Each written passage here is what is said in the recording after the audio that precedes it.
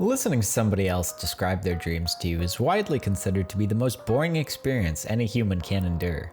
In fact, growing up, whenever I tried to tell my brother about a dream I had, he would respond and say, "Did you know scientists have proven there's nothing more boring than listening to someone else talk about their dreams?" And it's true. Our dreams feel so important to us, so meaningful, but to other people, they're of such little consequence. That's why for this video, I will only be talking about specifically your dreams. Don't worry, we won't get into describing anybody else's. I want to get into a few of the theories about the meaning of dreams that are out there, give you some tips about analyzing your own dreams, talk about some of the most common dreams, and end with my theory on what dreams mean. I hate to dream because dreaming takes energy. It takes work. Sleeping is supposed to be a relaxing affair. I lay down on a bed, it feels great. Next thing you know, I have to build a go-kart with my ex-landlord. I know I've always wondered, do dreams mean anything? It can be hard to distinguish what's pseudoscience and what's actually accepted. I swear I thought vitamins were bullshit for the first 2 years after finding out what they were. Well, good news for us navel gazers, there are a lot of people with college degrees who actually do think dreams mean something.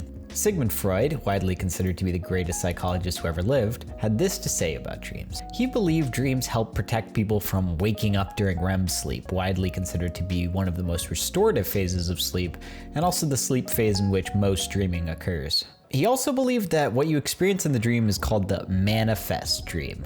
This manifest dream is assembled from a collection of memories, experiences, and images from your life. This serves to simplify the latent dream, which is what you are actually dreaming about. Let me give you an example. Let's say you have a dream that you're in a corn maze being chased by a giant spider wearing a top hat. The corn maze, the spider, the top hat, those are all the manifest dream. The latent dream, according to Freud, could be that the corn maze represents your job, the spider is your boss, and the top hat is just a top hat. Your unconscious mind is using these images to express itself and try to handle unresolved trauma in your life. But his deepest belief was that all dreams are wish fulfillment. Anything you can't accomplish in your daily life but wish to will end up represented in your dreams. This is true for all dreams, according to Freud, even scary dreams and nightmares. And it wouldn't be Freud if I didn't include all the sexual imagery he believed existed in dreams. According to Freud, elongated objects such as sticks or trees in your dreams represent penises.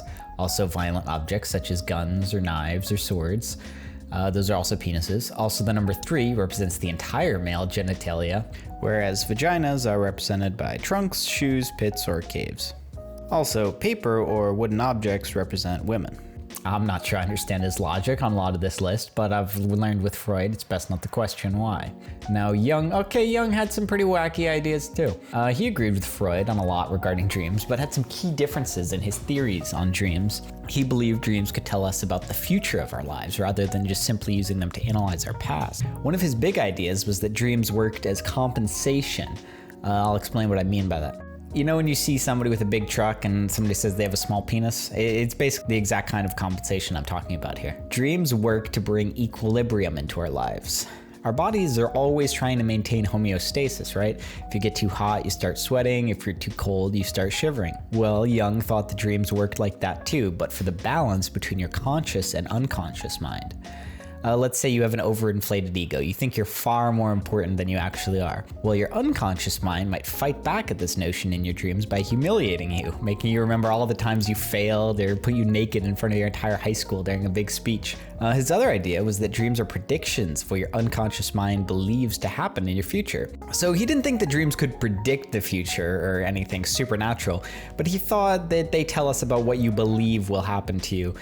He called it a preliminary sketch of your unconscious mind's ideas, and he believed that these were far more accurate than what your conscious mind thought will happen in the future, because your unconscious mind has access to all of your underlying thoughts and emotions your conscious mind hasn't registered. This is part of why it was so valuable to analyze your dreams. So it seems like a lot of modern psychologists and neuroscientists who study dreams have become a lot more tame in their interpretation of dreams, but they're also way more boring. One of the modern theories I read about, called continual activation theory, basically just says that while you're asleep, your brain is essentially getting rid of garbage it doesn't need anymore for your memory, and that's all that dreams are. When you wake up, you assign the dream and these images you saw in the dream a story, but dreams don't have any inherent story. And that's just not fun. I mean, it's fun to bring up when someone else tries to start telling you about their dreams, but it's not fun for me to think that my dreams are just a bunch of meaningless garbage. So let's get into some dream analysis. I thought it'd be fun to start this exercise by giving you a sample dream, then you take a few seconds and think about how you would interpret it if you're trying to figure out what it meant. Then I'll give you the trained dream analyst TM opinion on what the dream means. A young woman comes in and asks for a dream analysis. She's been having a recurring dream ever since her friend died of cancer. Cancer that she believes was a punishment for an affair her friend had with an artist. The dream starts as follows. She's about to cross a wide river. There is no bridge, but she finds a ford where she can cross. She is on the point of doing so when a large crab that lies hidden in the water seizes her by the foot and will not let her go. She wakes up in terror. Now, if you have no idea, that's okay. Jung himself once wrote, "So difficult is it to understand a dream that for a long time I have made it a rule when someone tells me a dream and asks for my opinion to say first of all to myself, I have no idea what this dream means. After that, I can begin to examine the dream." So it can help to break the dream down into symbols: the river, crossing the river, the crab, and the foot.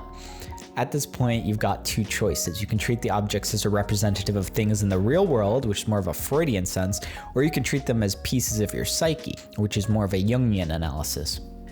He believed that the crab in this dream represented compensation. Her unconscious was asking her to confront some of the own qualities she thought so ugly in her friend in her own mind. Her friend, of course, being represented by the crab for cancer.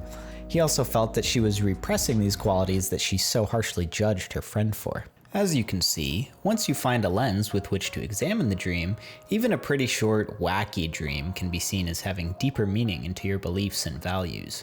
Personalized dream analysis like this takes someone listening to your individual dream, but what about the most common dreams?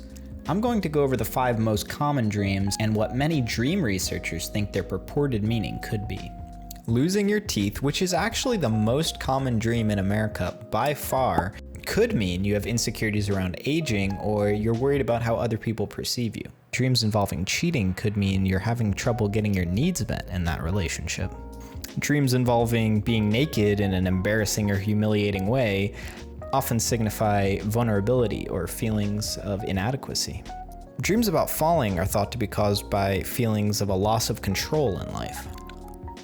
Alright, this video is getting long already, so I'll just finish up with my theory on dreams. I see dreams as a defense mechanism of sorts.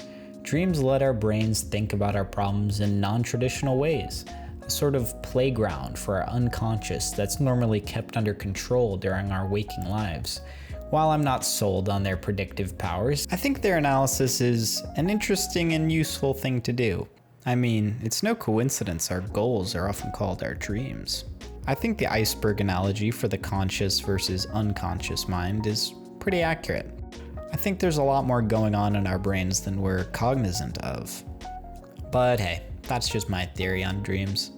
Thanks for watching the video. Don't forget to like and subscribe, and thanks for sticking around to the end.